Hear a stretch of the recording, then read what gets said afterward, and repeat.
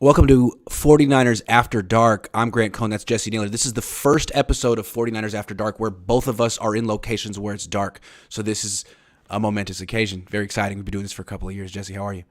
I am doing fantastic, and you're right. The name finally fits the actual scenery for both of us. It absolutely does. I'm here holding it down in West Virginia, which is actually quite charming. It's quite darling, as my mom would have said. So I like it so far. Thank you for the people for being so nice. We're going to talk NFC power rankings. George Kittle, is he washed? Is he not washed? Trade targets, injury stuff, and the over-under game. So let's start big picture.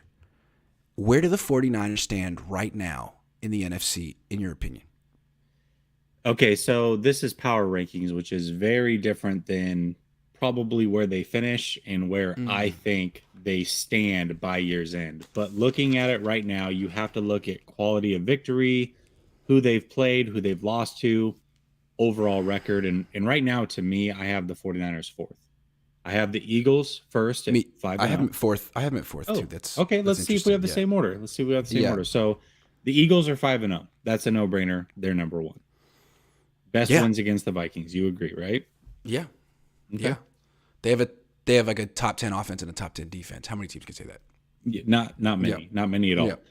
So I have their NFC foe, which is interesting. NFC East foe, who is playing them this Sunday night, the Cowboys number 2. And the reason I put them Interesting. number 2 is because their defense is extremely good, just like the Niners defense is. Yeah, it is. They are also one of the few teams who is getting a high caliber player back that will help them, Mm-hmm. and Mhm. Dak Prescott. And Gallup missed a few games, and they were still able to weather that storm. And they are 4 and 1. Their best win is against the Bengals. Vikings, Mhm. I have number 3 at 4 and 1. They lead their division. Their best win is versus the Packers. They got hammered by the Eagles, but the Eagles are beating everybody, so no shame in that. And then just ahead of the Bucks, Giants, and Packers, I have the 49ers at 3 and 2. Their best win currently is the Rams, which I don't know if that's that great of a win, but they are a team that's ascending. And much like the Cowboys, they are getting horses back very, very soon that will help this team going forward. What are your That's thoughts? fun. Well, I like what you have very much. I agree with the Eagles number 1. I don't have the Cowboys in my top 4, and you made a really good case for them. Great defense, and they getting Dak back. That's true, but I'm just talking about where they are right now. Mm-hmm. And right now, I mean, their offense is scoring like less than the Niners' offense. I think the Niners are scoring 19 points per game on offense, and Dallas is scoring 17. So I have a tough time putting them ahead of the Niners, but I think I understand why you did. I put Vikings 2 because they've only lost to who they lose to? The Eagles. So I mean, I don't know if they have a great win yet, but they've only lost to the best team in the conference. Whereas the Niners lost to Chicago and Denver. And then I got to put the Bucks at number 3 because they lost to Green Bay and Kansas City. Where again, the Niners are 3 and 2 and they lost to Chicago and Denver. So I mean, they could beat any of these teams in the NFC. But if we're just trying to do power rankings, I think I would put the Bucks and Vikings ahead of them. I think I would put the Bucks ahead of them. And you made a good case for Dallas. Yeah, and I think the 49ers could be as low as 6 because 5 or the 6, Giants yeah. are 4 and 1 as well. Yeah, I they understand are. it's the Giants, and going into the season, nobody's impressed by the Giants, but you're 4 and 1 and you just beat the Packers head to head. That's a very quality win. Albeit Yeah. it was in London or what have you, those games can always be weird, but 4 and 1, their only loss was to the Cowboys, who I have number 2, and that was a very close game. So, I don't know, that you can make a case for the Giants as well. Well, I mean, if we're being honest here, the Niners don't have a quality win yet. Not They their don't. fault. They're not their fault. It's not they haven't had a quality opponent yet, and they have 2 bad losses when they beat themselves. So again, Yeah. if you put them 6th or 7th in the power rankings in the NFC, that could be fair.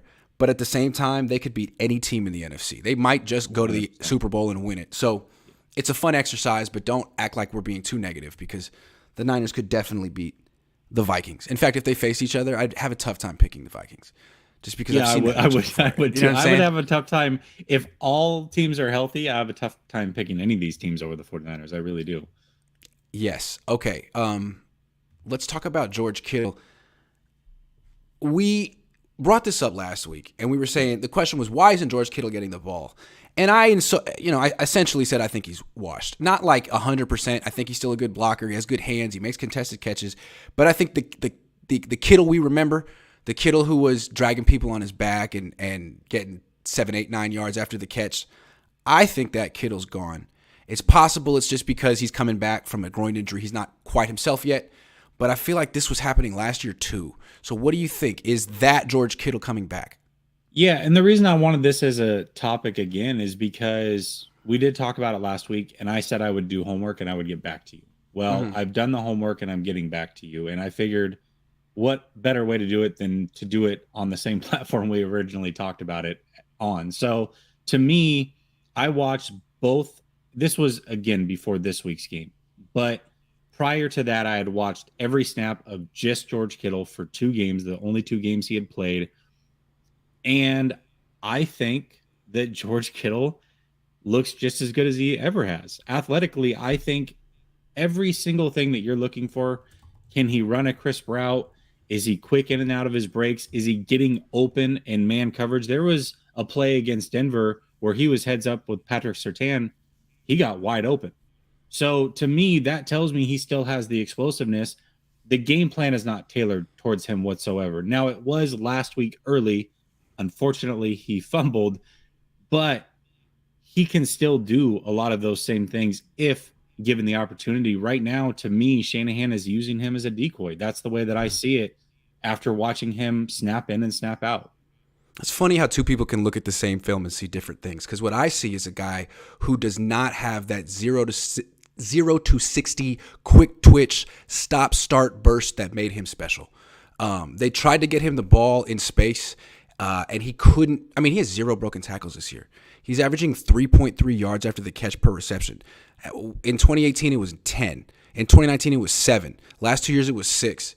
I just don't see him being the explosive athlete, especially after the catch, that he was in his prime. And again, maybe it's because he's coming off a groin injury, but they tried everything they could in this last game. And in the past, he'd be breaking tackles. In this game, he fumbled. I mean, he got swarmed. He couldn't separate from those people in the open field. And I think that's why after that, Kyle called 2 plays for him, and he had 1 catch and a false start. I think we're seeing why Kyle Shanahan isn't featuring him anymore. And I think Kyle Shanahan is right not to, because I think they have better options in their top 3 wide receivers. I think that they have better options. I think Debo is arguably the best option in the league if you get the ball in his hands. I think that's fair. Ayuk, I think that's still debatable. I think Ayuk is fantastic. We talked Ayuk up a lot last week. But for me, what I'm seeing with Kittle, the reason he's not able to do the things he was doing, everything is short and right over the middle. So every time he catches it, there's 2 guys right there ready to make a play. It's one thing to catch it in the open field and break a tackle and then get loose. It's another to catch it in the middle of the field with 2 guys bearing down on you and make those guys both miss. That's hard without having any time to get acceleration after making a short catch. So I don't know. We'll have to keep an eye on it. I personally think George Kittle is not washed. Maybe I feel you. Maybe I could be wrong. He could take. He's taking a step maybe he's just coming off an injury. But to your last point, where he's getting the ball. So his yards before catch per reception this year 5.7, in 2018 5.8, 2019 5.3. I mean, this is sort of how they've used him. And a lot of times what they would do in the past was the first play of the game, the play action rollout where you have Kittle running the underneath route behind the line of scrimmage, behind the offensive line. You get him the ball in space. You can't guard him like that. And then it's like one-on-one, and he's going to break the first tackle. He didn't. He doesn't anymore. Maybe he will next week. But in the last, I want to say, 8-9 games, he hasn't been that guy, and it's troubling because he's had so many lower leg injuries. He's 29 years old. Age and injuries take a toll. And I just feel like at 25, that guy was the most explosive tight end I think I'd ever seen, just in terms of quickness. You could throw screens to him. You could run jet sweeps with him. What tight end has ever been able to do that? What was the last time you saw the Niners throw a screen to George Kittle or run a jet sweep? But why would you do that? I mean, Ayuk's a better option. Debo's a better option. Jennings is a better option at that. Now, if you want to get a contested catch on 3rd down or in the red zone, hell yeah, go to Kittle. I just think he's a different Kittle now. Ain't no shame in changing when you're older. But again, I could be wrong. Me and Jesse see it totally differently, and I think that's interesting to note that we looking at the same film and seeing different things. So I'd be curious to see you guys. I'd like to know what you guys see when you watch George Kittle, because Jesse and I are seeing different things. And I think the difference is you can go look at numbers, and the numbers will tell you what you're saying. I think the key is, and I know you've done this as well, but I think the key exercise is getting all 22 and just watching him snap in and snap out. To me, he's getting open against some elite coverage still. So I don't know. It's tough. Maybe you're right. Maybe I'm looking at it as before the catch, he's doing all the same things, but maybe after the catch, he has lost something. That's something I could look for maybe a little bit more, but I just think it's fair. It's fair if I'm saying he's not getting open for you to go watch the film and be like, boom, boom, boom. Like that's legit. Yeah. I do think it's also fair to say, like, when was the last big run after the catch you remember from George Kittle? Yeah, no, it's been a while. So but I don't know. And that was his thing. It used to be weekly. It used to be weekly with George, like it is with Debo. Yeah. But that's life. I mean, we all think of George as a 25-year-old Megatron that he used to be, but now, I mean, how many injuries has he had since then? How old is he now? I can tell you how old he is. Anyway, George. The thing too, though, that you have to look at is they are force feeding Debo. Yeah, the last 2 years, Debo's essentially averaged just under 12 touches a game. 12 target/touches, whether it's running game or targets in the pass game. Ayuk and Kittle are in the 5 area. That's just not a lot. It's like they're fighting for table scraps, and it's the Debo show. I know, it's too bad because I think Ayuk should be getting more targets. He's really good, and I think he deserves more targets. And I don't know that it's a Kyle thing. I think it might be a Jimmy thing. I mean, Kyle will call the whip route for Brandon Ayuk in the front of the end zone. He'll be the number one read, and Jimmy's like, "Oh, you're wide open. Let me throw to Kittle double covered." What are you going to do? And I don't get it because, Jimmy always loved throwing to Emmanuel Sanders. They play the same position, Sanders and Ayuk. They wear the same number. They run the same routes, but Jimmy doesn't trust Ayuk. What is that? That doesn't make any sense. It doesn't make any sense at all. I agree. Sean says maybe GK breaking tackles is hard on his body and he's playing accordingly. Also, Kyle's style of offense seems to expose his players to injury. Yeah, that's a good point. Maybe Kittle's thinking like, man, I've had some injuries. I'm a little bit older. That play style isn't sustainable. Let me do something different. And I mean, he made a great catch down the field. There are other parts to his game that could be untapped.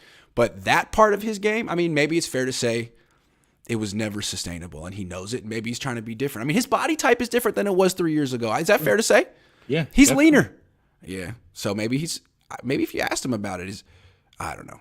We'll see. Me and George are such close buds that I'll just ask him. Scott Short says, I think it's time to trade Kittle. You think it was time in the off? While his value is high, how high is it right now? No tight end is worth that money to block and be a decoy if he's past his prime. That's what I was saying in the offseason, and people just shouted me down. And I'm still upset about it. I cry at night after night. I'll give you a trade that they could make just to get the money off the books. It's not as good as what it would have been last year, but it's something they realistically could do, but I don't think they will. But imagine the 49ers want to get out from under the contract for the most part, take the quick hit up front, trade Kittle for Gesicki in a late round pick. Gesicki comes off the books at the end of this year. They can re-sign him for much cheaper, or just go a different direction, take the late round pick and get the money off the books. I don't know. That's an option, but I don't see them doing that. I don't see it either. All right, Dave Barclay says, what's up, guys? Just joined. Like I asked last week, if you give Jimmy 20 passes or even 30, who would be your desired targets? Let me see if I can work this out. Let me see what the target share is. We want to do 20 or 30? Let's do 30 because that's kind of what they're doing right now. Targets. Okay, so right now it's like Debo's getting about 9 targets a game. Ayuk's getting about 5 targets a game. Jennings getting about 3 targets a game. And Kittle's getting about, 5 targets a game? 5, yeah. Yeah. So it should be, in my opinion, Ayuk should get the most. Ayuk should get like 7, 8 targets a game. Debo should get like 1 less because he gets carries too. Yeah. And then Kittle and Jennings should be about the same, about like 4 or 5. That's what I would do. Yeah. I would say Ayuk check right after that. Yeah. Ayuk 8, Debo 8, that's 16. Let's go 7 for Kittle. That puts him at 24, 23. And then you've got like 3 for Jennings and Juszczyk and some of those other guys, maybe one of the running back. I don't know. Let me give you some stats real quick. I hate to be a jerk, but since we're talking about yards after the catch per completion, let me get those for the team real quick. Because, and again, Kittle might boost his numbers when he's coming off this injury, but yards after the catch per reception, Juszczyk 15, Dwelly 11. Okay, those are small sample sizes. Debo 10, still a stud. Jennings 6.8, Coleman 6.7, Ayuk 6.6, Jeff Wilson 6.3. Kittle 3.3. So he needs to get in the game. But right now, the Yak Bros are they're like the Brady Bunch. There's like 9 of them. Yeah. Right now. That's cool. No, it's true. It is. That's pretty cool. Yeah. All right. Let's talk. Oh, Dave says, agree on Ayuk first, and then for God's sake, use Mason. Yeah, I mean, they have a role vacant for a short yardage back, and Kyle can't figure it out. He'll figure it out, though. He will. Mitchell's going to be back after the bye week. We're never going to see Mason unless we have another injury. So true. All right. Trade deadline is approaching soonish. Some teams are starting to tank. Let's name some players that the Niners could or should target at the deadline. If they're going all in. Yeah, if they're going all in, which I think they should. It's wide open. You still have a chance. And well, let's see it. Let's see them beat Atlanta first. But yes, that's true. Right, for sure. You know what I'm saying? If they lose to Atlanta, that's a whole different story. But yeah. No, I agree with you. But okay, so big name player that I have top of mind is a position of need right now because Kinlaw and Armstead, who knows what's going on with those guys. Yes, they have some good players. They went and just signed another player who was kind of a preseason darling, but he's 29 years old, came from Minnesota. To me, a guy that will probably be available or potentially could be available and is a big-time player as a defensive tackle is Daron Payne from Washington. Yeah. 25 years old, 6'3", 320 pounds. He has an interception and a safety in his career. He has 12 passes deflected, a forced fumble, 17 sacks, 42 QB hits, 26 tackles for loss, and most importantly, Grant, he's only missed one game in his now 5th season. So love it. Payne would be an absolute stud. Yeah, love it. Yeah, and he helps you in the future. He solves that problem in the future because he's an absolute baller. So yes, Daron Payne, who I think may be made available potentially, that would be a guy I would try. And if he were on the team, then they could be like, the Payne train is coming. The Payne train. Woo woo! You know what I'm saying? Remember the Office linebacker is what it is? Yeah, Terry Tate. Get ready for the Payne, baby. All right. Terry Tate. All right. I've got 2 more, and these ones aren't as sexy, but guys that certainly could help out when it comes to depth and guys that I think are going to be available or will be. That's too bad because I got sexy names, so you better bring. Oh, you got some sexy names. Okay. All right. Well, I got some sexy names. I'm going realistic names, Grant. You can go sexy. I'll go realistic. Okay. Another guy who can help on the defensive line as well. Interestingly enough, this team seems to not know how to get the best out of their talent, and the 49ers already took one of their guys, was on their way to taking a second one of their guys and turning them into pretty good players before he got injured. That is the Raiders. Clelin Ferrell is available, 25 years old, 6'4", 265-pound edge rusher. Not the best. He hasn't looked the best, but his rookie year, the year that he actually played a majority of the snaps, he had 5 passes deflected, 4.5 sacks, 8 tackles for loss, and 8 QB hits. There is potential there, and you would get him on the cheap. He'll be available, and a guy that Chris Kasarik probably could turn into a stud low-key for a season and let him get paid. Okay. And then the last one is offensive side of the ball. Not going to be flashy, not going to be a wide receiver, not sexy, anything crazy. Not sexy. Isaiah Wynn. We're talking. Oh, okay. Isaiah Wynn. He's a guy that I talked about preseason. Also going to get. He can play both tackle spots. He's a much better left tackle than he is a right tackle, but he can play both. I just don't know how much you can trust McGlinchey to stay healthy, and we've already seen what happens to Trent Williams, who is the best left tackle in the game, but he misses games every year. And what if you get to the end of the season and you need somebody to plug and play? Plus, this man can be your future right tackle if McGlinchey does leave, which I think he probably will. I think Isaiah Wynn would be a good get as well. Those are some very realistic options.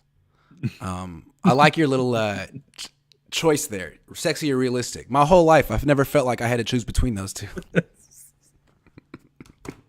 All right, let's go sexy. Let's go extra sexy after dark. To me, look, you named good players at positions in need. But the way I look at it is, I mean, the Niners can get D tackles off the street. Like, I'm not worried about them. You know, Akeem Span, all their guys are hella good. Where they have a big problem is cornerback. Mosley's not coming back, and I think everyone's kind of hoping that Jason Verrett's gonna be captain, save a corner. That's a lot to ask Jason Verrett at 31 with no offseason. Like, I don't know about that. And if it's not Jason Verrett, then who's it gonna be? You really think they're going to put Sam Womack out there at 5'9" so he could go against Drake London this weekend? I don't know about that. I don't know that they necessarily have an answer there. So they could try and they could give some guys some auditions. But if it doesn't go well in the next few weeks, they lose a game or something because of this number 2 cornerback spot, they might have to trade for a corner. So I mean, J.C. Horn is a guy with a name who's hella good. I don't know if he's available, but he's hella good. Stephon Gilmore, I don't know. I mean, you tell me what corners are available. Whichever corner is good and available, the Niners might have to make an offer they don't want to make because that's a big problem. That's a big problem at corner. Huge. I think realistically, you're looking at like Sidney Jones. Don't talk to me about realistic. You want J.C. Horn? I can get you to Sidney Jones. I'm going to need about 7 more beers before I can talk about Sidney Jones. I know you want the Cadillac Grant, but your credit score says Hyundai. Okay? So that's what we're going to go with is we're looking at these cars on the car lot, okay? Ooh, that's true. J.C. Horns was my draft crush going into last year, so if they could somehow swing J.C. Horn, I swear, or 2 years ago. Kyle never tested him. It was like, oh, he's on Brandon Ayuk, going somewhere. Oh, he's on Debo, going somewhere else. Thank you very much. I agree with that. Yeah, that's the truth. I don't look. I wish I was more prepared. I don't know which. I mean, it could change, right? Who wins, who loses, which teams are buying and which teams are selling. But honestly, the Niners have to be looking at this cornerback spot. And I don't know if they'll go out and get a big name, but they might have to get someone a little bit more solid and realistic than like Sam Womack. Their options right now are basically they're hoping Ambry Thomas steps it up. When all they've said all offseason is, man, this guy had a real. Everyone is better than him. Someone asked Kyle today, what's up with Ambry Thomas? Like, how come he really finished the season strong? What happened? And he's like, yeah, the other guys passed him. Oh, okay. Like, basically, it sounded like he had a few good games and he thought that he did something. You know, players do that. And he just had like the worst offseason of all time, which he did. I mean, I have never seen a cornerback struggle like that in an NFL training camp. But that's just practical. Like, I thought Jawan Jennings struggled in training. He's a gamer. Yeah. Maybe Ambry's a gamer too. He was a gamer last year. He was. Well, it's easier to be a gamer too when you've got a lot of really good pieces around you. Last year he played and he didn't have the greatest pieces around him and he was still able to make it work. So maybe he can figure it out. I think maybe they move Lenore outside and Womack goes back inside. I don't know. We'll see how it goes. But what happened with Verrett today? I saw you posted a video. I didn't get to watch it. What he tested it and what? I mean, he's just moving around. I mean, it's kind of like a Rorschach test. What do you see? He doesn't. I never see him going full out. But it it's warm warm like he ups. was kind of checking the knee low key last week when he was doing it. It was like, oh man, that's what I'm saying, man. I think it's a fantasy. I think it's a fantasy to expect him to come in and just save the season. I mean, I don't think they ever wanted him to be in that position. So let's see. There's only one man for this job, and his name is Dante Johnson. That's what I was just about to say, man. You know he's going to start this week. And he may do just a fine job because they need size against Drake London. They do. Dave Barclay says, oh, yeah, I asked this once before. Any way to determine Jimmy stats before guys get yak? I'm so curious. There are ways to do it. There are. Yeah, it's a Pro Football Reference. It'll get it. Yeah, and actually his game, he had the 2 big yak plays from Juwan in the second half, which was the offense. But in the first half, he was throwing the ball down the field for the first time since he went to, was it Eastern Illinois? His air yards per attempt are basically the same as what they were last year. Mm-hmm. It's like 7.5 last year and 7.6 this year. Mikey Niner says pass block O-line is probably a need heading into the playoffs. Yeah, the offensive line just hasn't been great in general, but they haven't had Trent Williams either. It's true. Big difference. Keep up the great creative content, you guys. Thank you very much. Jesse will. I don't know if I can do it. San Fran Niner fan says dark horse trade Gardner Minshew. You might need a quarterback because Jimmy does get injured. It's true. Maybe. All right, I got a question. This was new. So the way it goes is play a game, and afterward they say the injuries. And then the next day there's more injuries. And then Wednesday, sometimes there's even more. And today, the new additions were Samson Ebukam and Aaron Banks. Kyle just casually said Samson Ebukam, Achilles. Aaron Banks, knee. And we're like, what? Like, you can't just say that with no explanation. Those are really serious potential areas. So Kyle said, yeah, in both cases, just tendonitis was his word. That's good. And it's soreness from playing on the turf last week. And he said it so casually. I'm like, oh, well, they're playing this week. And then I was thinking, don't they play on turf this week too? So what do you think? Should Samson Ebukam and Aaron Banks play on turf for the second week in a row when last time they played, it caused soreness that they're feeling today? I just don't know how many pieces you can pull away from this defense and expect them to work, Grant. Right now, if you look at this, if you look at what the depth chart should have been going into week 1, assuming everybody's healthy, they're down 6 starters on defense. That would be the 7th. That would be 7 out of your 11 starters gone on defense. I know it's a good defense, but at some point, you've taken too much away from it for it to be a good defense. I don't know if they can afford to. I would prefer to sit both of them. You've got Brunskill, who's healthy. He can step in for Aaron Banks. Ebukam, ideally, I would normally say yes, but you're already missing 3/4 of that defensive line. I don't know if they can afford to not. Grant, this one's tough Jesse, for me. Think about it this way. Let me be the devil's advocate on this one. Samson Ebukam says, my Achilles hurts. And you say, look, I mean, we're already down Bosa, Armstead, Javon Kinlaw. We need you to gut it out week 6 and play through this Achilles pain on turf. I mean, he would. And probably nothing bad will happen. But what if he makes it worse? Now you feel bad. It's like, but at the same time, if he doesn't play, now you're down 4 starting defensive linemen. Are you going to lose to Atlanta? Because if you lose to Atlanta, who's to say you're going to beat Kansas City next week? I mean, things could get bad. It's a very interesting spot in the season. It's not a must-win game, but if you take away Samson Ebukam and Aaron Banks, this gets really, really interesting. All of this could be a close game.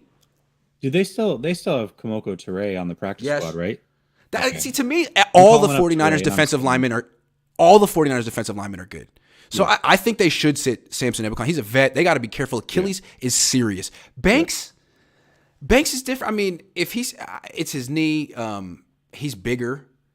I don't know. Maybe the tendonitis will last longer because he's bigger. Without him, it's Blake Hance is the next man up. I've never seen Blake Hance play football. And then it could be Jason Poe from the practice squad. So that's one. I don't know if they can afford to be without Aaron Banks. But if it's his knee, you really willing to risk it all to beat Atlanta? I don't know. Yeah, well, I'll say this. Your Achilles has one thing, and it's a tendon. So if you have tendonitis, it's your Achilles tendon that is swelling. Is that thing going to snap? What's going to happen with that? Could. If your knee has tendonitis, that's a little bit different. It's not like it could be any number of things. ACL or what. That one is probably more realistic that you can make it in and out and be okay. But you have one thing down there in your Achilles. Yeah. It is the actual tendon. If it has tendonitis, I don't want him to play, especially if you have Kamoko Toure. So yeah, I guess as I talk through it, I don't know. I probably wouldn't play either one, but at some point it's too much. I know the Falcons are the Falcons, but dude, I know. I don't know, man. I know. It's the Niners could lose this game because not only will they potentially not have Ebukam and Bosa and Armstead and Kinlaw and Ward and Mosley, Robbie Gould. Mm-hmm. You know what I'm saying? Like, what if it's a close game because you're missing 8 starters and it comes down to field goals? And all of a sudden, whoever you picked up off the street this week is like the most important player in your team. Or it's Robbie Gould. Not quite 100%. You know what I'm saying? Like, this is a strange week. I think all of us were thinking, man, they're going to smash Atlanta. And they might. But this is not the Niners A team right now. This is the Niners B team. And they don't have a kicker. They don't have a starting defensive lineman. Whoa. I don't know. That's all I have to say. That's my analysis of the situation. This is definitely the 49ers JV team. No doubt about it. And that changes things. It really does change things. This is not your typical 49ers team. Their starting D-line could be Amenahu, Givens, Ridgeway, and Drake Jackson or Hyder. Yeah. Still really good, though.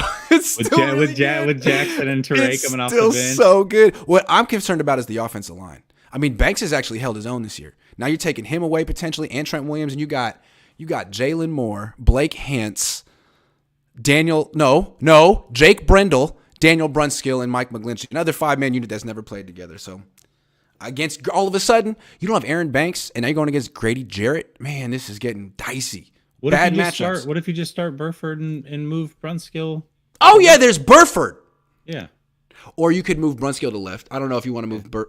Yeah, that's a good point. I forgot. No, I would keep Burford at right and move Brunskill to left. I would start him. We just figured it out. Kyle, yo, it's a nickel. Actually, yo, him and nickel. I'm not taking it. Dustin says, who would you guys rather have on the edge to make a deep playoff run, Bosa or Adam Sandler from the Water Boy? He was a middle linebacker. Those were A-gap blitzes. He was. Remember when the Niners drafted Reuben Foster and called him the Water Boy? Yeah. Yeah, I do remember that, actually. That was funny. Dave Barclay says, Kyle seems very willing to get people hurt. I'm at a loss. It's like, these are your guys, and now what? Go get more, take care of your guys, and be good. Yeah, there's too much of a that's football attitude on this team. Like, this is what they signed up for. You can't prevent it. What happened? Oh, it was unfortunate. It was a very unfortunate injury. There's nothing I could do. Okay. Well, you're going to continue. He keeps calling it unfortunate, and you could say each injury is, but when the Niners are one of the most injured teams year after year after year after year, there is got to be a reason. You can't be unlucky consistently that long. That's not luck anymore. Yeah, at some point it's not luck. It's something that you're doing, but we've talked about this. We talked about this leading up to last season, and we couldn't pinpoint what the issue is. So God knows what it is now. I have no idea. Yeah. All right. Last topic of the day, over under. Let's do it. Just so you know, I'm up 2 weeks to 1. We've only been able to do it 3 weeks because usually super chats take over or whatever. I noticed that people tune in more when the 49ers are losing. It's like therapy. It's a therapy session. It's a therapy session, yeah. Now Niner fans are like, let's a little bit boring. We beat Carolina. The Falcons, we should win this one. We're good. Yeah. Okay. Over or under offense, Jimmy Garoppolo, 220.5 yards passing. Over. This defense sucks, and they're going to sell it to stop the run. So, over. Yeah, they are a pretty good run defense, actually. Yeah. They're going to use that screen game much like they would the run game. A lot like they have been, really. Mm-hmm. I agree with you. I think he's going to go over 220.5. Question is do they get over 130.5 rushing yards, though? No, I think they go under. Grady Jarrett. I know. Aaron Banks. I know. No. Spencer Okay, Burford. I'm gonna go under as well, but that's one of those ones. Okay, here's one. This one might be a decider for us. Juice, 1.5 touches. Oh, I'm gonna say over. I feel like Kyle's in a good rhythm with that. He's got it. I think over. Better be over. He's gone over best the weapon last right now. 2 weeks. Yeah, I know he has. He's gone over the last 2 weeks. I'm gonna go under. Cool. He's gonna get 1 touch this week. Okay, so you're picking Atlanta. Okay, I got it. He's gonna. Jimmy's gonna overthrow him. That's what happens. They're gonna try to get him the ball. Right. Yep. Tennessee. All right, Debo, 10.5 touches. God. 10.5 touches. Below. Under. He might get 10.5 targets, but he's not catching all of them. He's gonna drop 2. Under. Under. I'm going to go under as well because they're really not running him near as much. So it really is coming down to the pass game. He'll get like 2 carries and like 9 targets or 8 targets. No, he's going to get 2 carries and 8 targets. So he's going to. I think that's his new work. It's always like, it's always equals 10 when you add up the targets and the carries for him. Usually in the regular season it equals 10. So okay, 8 and 2. All right, that's fair. Jimmy Garoppolo has not turned the ball over in 2 straight weeks, Grant. This would be the first time in his career with the 49ers that he has gone 3 games without a turnover. Over. Well, pump the brakes a little bit. I'm going 1.5 total turnovers for the offense. Oh, for the offense? 1.5 total turnovers. Sounds like you're giving Jimmy one of them. Yeah, I'm going to say under. I don't think they're going to turn it over twice. Nah. No, under. I thought you said over under at 0.5 for Jimmy. That's where I thought you were going. But I'm going to say under. Okay, but you do think Jimmy's going to turn it over this week? One time. All right, that's fair. I don't know if the turnover comes from Jimmy. I think the team turns it over one time. I agree with you. The only difference we have on offense is Juice's touches. Let's see if we can get a tiebreaker going on defense. Okay. Over or under with a whole remade defensive line, 3.5 team sacks. Over. Really? No problem. No problem. Wow. Over. Mobile quarterback too. Okay, I'm going under. I'm Over. going under. They're going to get 3 sacks, and Marcus Mariota's good enough to maybe get slippery and just get a half yard and not have it be a sack. So I'm going to go 3 sacks for the 49ers. All right, cool. Here's I'm where I winning this separate. week. Here's okay. where I win. 215.5 passing yards given up by the 49ers defense. Over or under? That is interesting.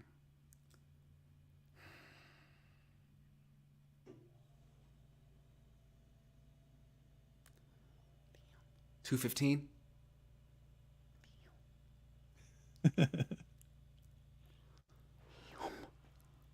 Ugh. I'm gonna go under. They're gonna sack the hell out of Marcus Mariota. Under.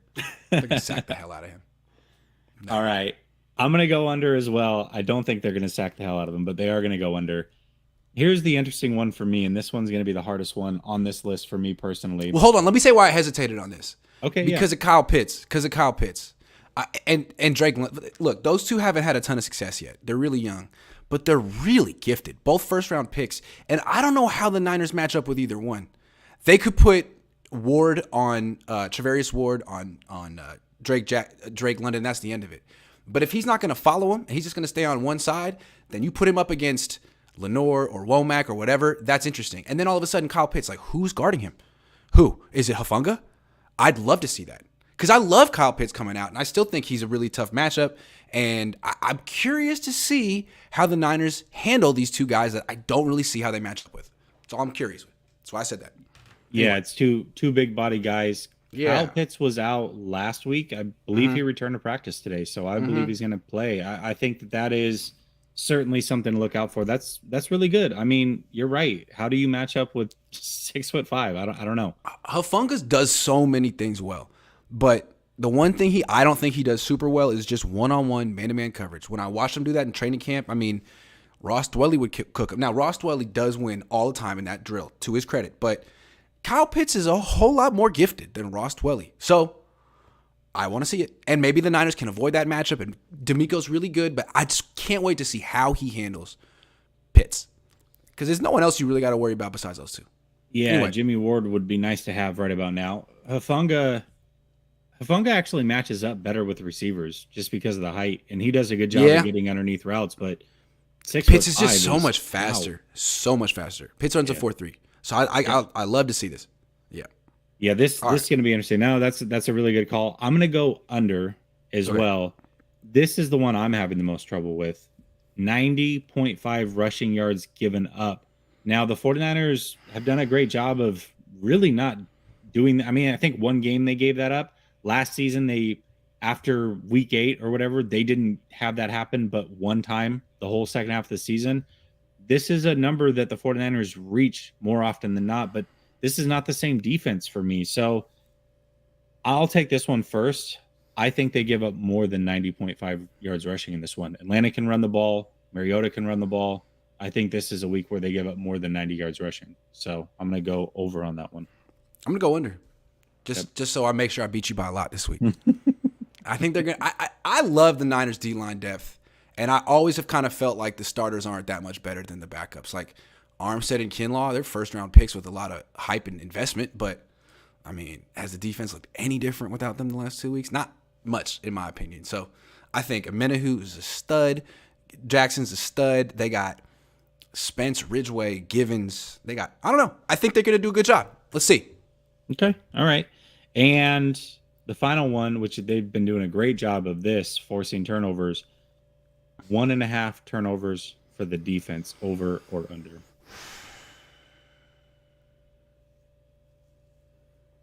Mm, 1.5 under. I think they'll get one. I think they'll take it away from Mariota once, strip it from him. But he can just keep going at Dante Johnson and Lenore. You know, I mean, if you have to deal with Mosley or Ward on a play, like, it's bad. But you can just avoid Ward all game. How fun? I mean, I don't know. I'm going to say under. I agree with you. Yeah. It's again, at some point, something's got to give somewhere. If we think that they can hold them under, you think they can hold them under in the passing and the rushing game, they're going to get a ton of sacks. Something has to give somewhere. The turnovers has to be it. I think if you go over on all these things, then it might be a little bit of delusion on our part. So I just I'm gonna don't. go under as well. I don't question the defense anymore. It's been together for so long. Whatever the coordinator is, whoever's on the field, like it's they know what they're doing on defense in this organization. Really, the next man up, everything. But offense, man, they're still figuring that out. Year 6, they got a lot of good ideas on that side, though. Great ideas. They just got to put them together for 4 quarters, Grant. Carson Taylor says NFL has so much money, every team should have grass. Agree. It's crazy that we have to just talk about it now. But what's also crazy, this is what happened last time. Remember, they played the Jets. All those people got injured, and then they had to play in the same field the next week. So, like, they have to now get over this mental thing of playing. They've all blamed the turf for the injuries, which is true. But now you got to play in it again. So you got to get over. You have to compartmentalize that, as it were. I'm sure they have. It's tough, and it sucks because they're teams that play on turf all year round, Grant, and they don't have as many injuries as the 49ers. I think what the Niners are trying to say is that you got to get used to it. If you're used to playing on grass and how it gives it, I don't know. Who knows? That's what they say. I mean, your cleats got to be different. There's no doubt about that. No question. Dave Barclay says, I tune in as often as possible around my work schedule, win or lose, diehard Niner fan, but it doesn't mean I always agree, and Grant doesn't always agree. So you guys are extremely crucial for us. Me and him disagreed very strongly about George Kittle today. And I thought our conversation was very good, enlightening. But it wouldn't be as good if we disagreed on everything and just gave the Niners the benefit of the doubt at the end of this. You know, those are the best. I love those. Yeah, hard to find him, though. Miguel says, Grant, the people's reporter. Here's my donation. Keep up the great work, covers. Thank you, Miguel. Dave Barclay says, Jesse is always so good at numbers and over-under. Jesse's the best. I am a numbers guy, no doubt about it. Yeah. So what's up? You haven't slept in your own bed in 2 weeks. Yeah. How does it feel? How was that whole trip getting over to North Carolina? So you went to the East Coast. Yeah. You had to take a train up to what? This was let me look. This is my little travel. I take a red eye from SFO to JFK. Get to JFK at 5 a.m. Go to Penn Station. Now, are you doing this alone or with your wife? With my wife. Okay. Going to my best friend's wedding in upstate New York. So we take a train up the Hudson River. Never done that before in fall. Never really seen fall on the East Coast. Gorgeous. Get up to Albany. Never been there before. Spent a few nights. It was cool. Partied way too much because it's a weddings is just okay. Enough drinking. It was so much fun. And then you leave. And you're exhausted and you're tired. And then we got to go to Charlotte. Stay there for you. I went by myself. My wife was like, "Good luck. I'm going home." But now she's dealing with the jet lag I'm going to be dealing with next week. So anyway, I go to Charlotte by myself. It was cool. But it kind of reminded me of like Oakland from when I was a kid. Like, there's a lot of people, but none of them are hanging downtown for whatever reason. I was walking around downtown. I was like, where's everybody? Anyway, it was cool. And then I came up here to West Virginia, drove up 4 hours. Everyone was really nice. But my first impression was Deliverance or Duck Dynasty. You know what I'm saying? I was like, oh, my God, I've never been in a place like that. But everyone's hella nice. I'm not trying to like judge a book by its cover. But as a California kid, I'm like, whoa, I took a wrong turn. So it's cool. But I'm not staying a third night. I feel like I've had enough. And saw this practice tomorrow. After that, I'm driving to Knoxville, which is like 4 hours away. I've never been there, but it's on the way. And Alabama's in town. So there might be like, some stuff going on. So I'll see Knoxville, and then I'm going to Atlanta. My wife's flying in. We'll spend like 4 nights in Atlanta, which is a cool town. And then I'll finally go home. And I'm going to do a little like travel diary at the end of my impressions of each place. But what I like about this is I like the driving. Like, I've done the drive from LA to Oakland about 50 to 75 times in my life. And it's really boring because you've done it before. But this, like, you're just driving around the country in places you've never been. It's like fascinating. It doesn't feel like it's taking a long time. It's like a 4-hour drive to Knoxville tomorrow. That sounds like hella fun. I can't wait. Yeah. I mean, it's all new scenery. It's a whole different part of the country. You're seeing a lot of it. It's like where in the world is Carmen Sandiego, but with Grant Cohn. I love it. Yeah, I'm just trying to keep the videos rolling in though. You know, I can't get lost in my travels. Got to keep the people entertained. It's important because Hardest they're the working reasons man I'm on out the here. That's right. All right. Well, what is it? It's freaking man, East 9:45. Coast. You do this late at night, man. I do every Whew. night. I got to. That's when the kids and wife are in bed. That's when I got the time. So it's You always gotta late respect nights. that for me. hustle. You gotta respect that hustle for sure. Got to do it. Got to do it. I actually have a show at 10:30. So going behind enemy lines. Got a Falcons content creator coming on. So 45 minutes. Hop over to Last Second Sports. Check that out. Those have been a lot of fun. You already know I got my best of Tennessee rap playlist mapped out for this one. There's not a lot of West Virginia rap. Here's my one question now before we go. Should it be called West Virginia or East Kentucky? Ooh. You tell me. What's a more Probably apt North- name for where I am right now? Am I in Northeast West Virginia? Kentucky. This is East Kentucky. Yeah. Yeah. I'm just I don't saying. think it's much west. I feel like West Virginia sounds nice, but it's like, no, this is definitely East Kentucky. But it is pretty. It's very pretty. Very pretty. It's pretty. It's very nice. Pretty, pretty. Okay, thanks for watching, everyone. Go watch Jesse later tonight. Peace. Oh, wait, hold on. The show is over. Every Dave says, time. just hope I can buy you guys grub occasionally. Well, you just did, man. Thank you very much. That was my dinner right there. I got a $10 quesadilla for dinner. It was hella good out here. East Kentucky quesadilla. Rhino G says turf was forced by NFL because grass don't grow indoors. Figure it out. I beg to differ. I think a lot of grass grows indoors. What about They can these- Figure it out. I mean, Arizona has a dome and they have grass. Yeah. They roll it outside. And all these, what about these places like Seattle, Charlotte, New York that have outdoor stadiums and turf? It's disgusting. I'm Doesn't make any disgusted. sense. All right, that's the show. Stop giving me money. Thank you very much, everyone. I'll be back. I got one more day out here in West Virginia watching practice, so we'll see what they do tomorrow.